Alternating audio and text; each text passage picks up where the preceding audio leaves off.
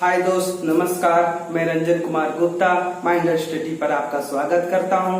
आज मैं इस वीडियो के माध्यम से आप लोग को स्वतंत्रता आंदोलन में प्रकाशित पत्र पत्रिकाएं एवं पुस्तकों के बारे में समझाएंगे। चलिए आप लोग को समझाते हैं। इस पहले हमारे वीडियो को देखने से पहले लाइक एवं सब्सक्राइब करना ना भूलें। आइए आप लोग को बताते हैं भारत में समाचार पत्रों का इतिहास। भारत में समाचार पत्रों की क्या भूमिका रही, आइए बताते हैं। भारत में प्रेस का विकास पुर्तगालियों द्वारा किया गया था। भारत में प्रेस का विकास किसके द्वारा किया गया था? तो पुर्तगालियों द्वारा। पूछा जाएगा भारत में प्रेस किसके द्वारा विकास किया गया था? तो बोलिएगा पुर्तगालियों द्वारा। और कब किया गया था? तो 1557 में। पहली पुस्तक कब प्रकाशित की गई थी? तब 1557 में। आइए 1780 में जेम्स हिकी के द्वारा पहला समाचार पत्र छापा गया। किसके द्वारा पहला समाचार पत्र छापा गया था? तो जेम्स हिकी के द्वारा। कब छापा गया? तो 1780 में। कौन सा समाचार पत्र छापा गया था? तो the Bengal gazette. James Hicky के द्वारा कौन सी पुस्तक छापी गई थी? तो द बंगाल गजट। कौन सी पुस्तक छापी गई थी? तो द बंगाल गजट। और यहाँ पूछेगा इससे पहले जेम्स हिकी से पहले विलियम बोर्ड्स व्यक्ति द्वारा 1766 में प्रकाशित करने का प्रयास किया गया था, लेकिन 1766 में उन्हें प्रकाशित नहीं करने दिया गया और उन्हें जबरदस्ती इंग्लैंड भेज दिया गया। उसी के बाद 1780 में जेम्स ऑगस्ट हिकी ने पहला समाचार पत्र छापा। कौन सा? तो बंगाल गजट। लेकिन 1766 में विलियम बोर्ड्स व्यक्ति छापने का प्रयास किया, लेकिन उन्हें छापने के ये मना कर दिया गया और उन्हें जबरदस्ती इंग्लैंड भेज दिया गया। और आइए भारतीय द्वारा अंग्रेजी में संपादित प्रथम समाचार पत्र कौन है? तो वो भी बंगाल गजट है। और किनके द्वारा? तो गंगाधर भट्टाचार्य के द्वारा संपादित किया गया था। ये कैसी पुस्तिका थी? तो साप्ताहिक थी। तो भारतीय द्वारा अंग्रेजी में संपादित प्रथम साप्ताहिक पुस्तिका कौन है? तो बंगाल गजट। और किनके द्वारा प्रकाशित किया गया था? तो गंगाधर भट्टाचार्य के द्वारा। और इससे पहले समझ लीजिए राजा राम मोहन राय को राष्ट्रीय प्रेस की स्थापना का श्रेय कहा जाता है, क्योंकि इन्हें प्रेस का अग्रदूत भी माना जाता है। राजा राम मोहन को प्रेस का अग्रदूत माना जाता है, क्योंकि इन्होंने प्रेस की स्वतंत्रता के लिए लड़े एवं इन्हें प्रकाशित करने में महत्वपूर्ण भूमिका भी निभाई। चलिए आप लोग को बताते हैं किनकी पुस्तक और किन ने कौन सी पुस्तक छापी एवं प्रकाशित किए हैं। चलिए आपको बताते हैं इस वीडियो के माध्यम से। पहला पुस्तक महात्मा गांधी की। चलिए महात्मा गांधी कौन कौन सी पुस्तक लिखे हैं? तो young India, Harijan, Navajivan, Hind Swaraj, my experiment with truth. किनकी रचना है ये सब? तो महात्मा गांधी की। महात्मा गांधी के बारे में हमने इससे पहले एक वीडियो में बता चुका हूँ। महात्मा गांधी का जन्म कब हुआ था? तो 2 अक्टूबर 1869 को। चलिए आगे आइए राजा राम मोहन राय। राजा राम मोहन राय ने भी कुछ पुस्तकें लिखी। उसमें से है precept of Jesus. Precept of Jesus. Precept of Jesus ईसाइयों के विरुद्ध में लिखा गया था। प्रीसेप्ट ऑफ जीसस ईसाइयों के विरुद्ध में लिखा गया था। क्यों लिखे थे? क्योंकि उस समय भारत में ईसाई धर्म को विश्व स्तर पर एक अच्छा धर्म बनाने की कोशिश की जा रही थी और लोगों को समझाया जा रहा था कि सबसे अच्छा धर्म ईसाई धर्म है। इसी के विरुद्ध में राजा राम मोहन राय ने इस पुस्तक में उनके विरुद्ध लिखे थे। आइए और बताते हैं सर्वाधिक कैमुदी। सर्वाधिक कैमुदी भी किनके द्वारा लिखा गया था? तो राजा राम मोहन के द्वारा। ये बंगाली भाषा में लिखा गया था। सर्वाधिक कैमुदी बंगाली भाषा में लिखा गया था। उसके बाद मीरात उल अखबार, मीरात उल अखबार भी राजा राम मोहन राय के द्वारा लिखा गया था। और कौन सी भाषा में लिखा गया था? फारसी भाषा में लिखा गया था। मीरात उल अखबार किनके द्वारा लिखा गया था? तो राजा राम मोहन राय के द्वारा फारसी में लिखा गया था। और ब्रह्मनिकल मैगजीन, ब्रह्मनिकल मैगजीन भी राजा राम मोहन के द्वारा लिखा गया था। और कौन सी भाषा में? अंग्रेजी भाषा में लिखा गया था। किनके द्वारा? राजा राम मोहन राय को। अभी हम राजा राम मोहन राय के बारे में बताएं, इन्हें प्रेस का अग्रदूत माना जाता है और एक विधवा पूर्ण विवाह में भी बहुत भूमिका निभाए हैं। आइए आप बताते हैं दादा भाई नौरोजी। दादा भाई नौरोजी, इन्हें आयरन मैन के नाम से भी जाना जाता है और इन्हें भारत का बिस्मार्क भी कहा जाता है। इन्हें सरदार की उपाधि बरलौली के महिलाओं ने दिया था। और आगे आ जाइए, इनके द्वारा लिखी गई पुस्तक कौन कौन सी है? तो poverty and British rule in India, poverty and British rule in India किनके द्वारा लिखा गया था? तो दादा भाई नौरोजी के द्वारा। दादा भाई नौरोजी के द्वारा कौन सी पुस्तक लिखी गई थी? Poverty and British rule in India. अर्थात इसका मतलब हुआ कि उस समय भारतीय धन का निकासन अंग्रेजों द्वारा बहुत किया जा रहा था। भारतीय धन का निकासन करने के कारण दादा भाई नौरोजी ने इसका इसका विरोध किए और इस पुस्तक में उनका विरोध कर प्रकाशित किया। आइए और बताते हैं राष्ट्रगप्तुर किनके द्वारा लिखा गया था?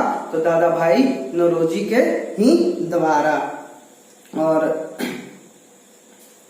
आइए poverty and the British rule, poverty and British rule ये पारसी समुदाय से ही रिलेटेड था। ये भी पारसी समुदाय से ही रिलेटेड था। उस समय भारत से धन निकालकर इंग्लैंड भेजा जाता था, जिसके विरोध में दादा भाई नौरोजी ने इस समाचार पर अर्थात पुस्तक की रचना किए थे। चलिए आगे बताते हैं। अब आगे आ जाता है मदन मोहन मालवीय। मदन मोहन मालवीय को 2015 में भारत रत्न पुरस्कार से सम्मानित किया गया था। तो भारत रत्न से 2015 में किन्हें सम्मानित किया गया था? तो मदन मोहन मालवीय को। ऐसे भी पूछ सकता है मदन मोहन मालवीय को कि कब भारत रत्न पुरस्कार दिया गया? तो 2015 में। और इनके द्वारा लिखा गया पुस्तक कौन कौन सी है? तो अभ्युदय, लीडर और हिंदुस्तान। अभ्युदय, लीडर और हिंदुस्तान किनके द्वारा लिखा गया था?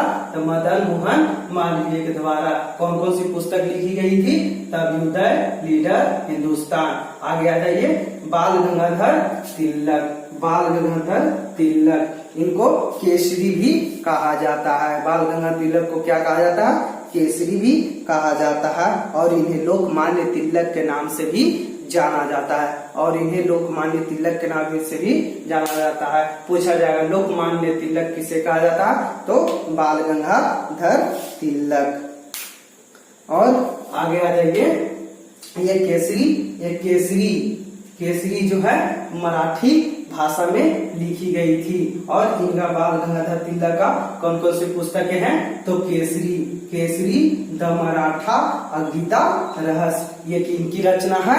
तो बाल गंगाधर तिलक की, बाल गंगाधर तिलक की 3 रचना, केसरी, द मराठा, गीता रहस्य। आगे आइए अरविंद घोष की कौन कौन सी पुस्तक है? अरविंद घोष द्वारा कौन कौन सी पुस्तक की रचना की गई थी? तो कर्मयोगी, युगांतर, वंदे मातरम, लाइफ डिवाइन, ये 4 पुस्तक अरविंद घोष के द्वारा रचित की गई थी। कौन कौन सी? तो कर्मयोगी, युगांतर, वंदे मातरम, लाइफ डिवाइन इत्यादि। बस ये 4 अरविंद घोष के द्वारा रचित की गई थी। और इसके आगे आ जाइए सुरेंद्रनाथ बनर्जी। सुरेंद्रनाथ बनर्जी द्वारा कौन कौन से पुस्तकों की रचना किया गया था? तो Bengali a nation in making, 2 पुस्तक की रचना किया गया था। इनके द्वारा, सुरेंद्रनाथ बनर्जी के द्वारा। कौन कौन सी? तो Bengali a nation in making, 2 पुस्तक सुरेंद्रनाथ बनर्जी द्वारा किया गया था। ठीक है, और आगे आइए बताते हैं मोहम्मद अली जिन्ना। मोहम्मद अली जिन्ना को मुसलमानों का हमदर्द भी कहा जाता था और मुसलमानों के लिए एक अलग देश की भी मांग की थी। कौन? तो मोहम्मद अली जिन्ना ने। और आगे आ जाइए, कौन कौन से? हाँ, यहाँ ये मोहम्मद अली जिन्ना द्वारा लिखा गया पुस्तक कौन कौन है? तो कॉमरेड और हमदर्द। कॉमरेड और हमदर्द। कॉमरेड और हमदर्द किनकी रचना है? तो मोहम्मद अली जिन्ना का। चलिए, अब आ जाता है सोम प्रकाश। सोम प्रकाश ईश्वरचंद विद्यासागर द्वारा प्रकाशित की गई पुस्तक है। ईश्वर चंद विद्यासागर द्वारा कौन सी पुस्तक की रचना की गई थी? तो सोम प्रकाश। सोम प्रकाश किसके द्वारा रचना किया गया था? तो ईश्वर चंद विद्यासागर द्वारा। आइए आप लोग को बताते हैं। और मोतीलाल नेहरू। मोतीलाल नेहरू ये जवाहरलाल नेहरू जी के पिताजी हैं। कौन है? तो मोतीलाल नेहरू जवाहरलाल नेहरू के पिताजी हैं। इनके द्वारा भी एक पुस्तक की रचना की गई थी, उसका नाम है इंडिपेंडेंट। इंडिपेंडेंट पुस्तक की रचना किसने किया था? तो मोतीलाल नेहरू। मोतीलाल नेहरू ने किस पुस्तक की रचना किया था? तो इंडिपेंडेंट। आगे आइए, एनी बेसेंट। एनी बेसेंट की 2 पुस्तकें हैं। कौन कौन सी? Commonwealth new India. कॉमनवेल्थ और न्यू इंडिया। तो पूछेगा कॉमनवेल्थ और न्यू इंडिया किनकी रचना है? तो एनी बेसेंट। एनी बेसेंट का। आगे आ जाइए, जवाहरलाल नेहरू। जवाहरलाल नेहरू जो भारत के पहले प्रधानमंत्री रह चुके हैं। पूछेगा भारत के पहला प्रधानमंत्री कौन है? तो जवाहरलाल नेहरू। आइए, इन्होंने डिस्कवरी ऑफ इंडिया, मेरी कहानी, ग्लिम्प्सेस ऑफ वर्ल्ड हिस्ट्री, 3 पुस्तक की रचना किए थे। कौन कौन सा? तो डिस्कवरी ऑफ इंडिया, मेरी कहानी और ग्लिम्प्सेस ऑफ वर्ल्ड हिस्ट्री, ये 3 पुस्तक की रचना किन्होंने किया था?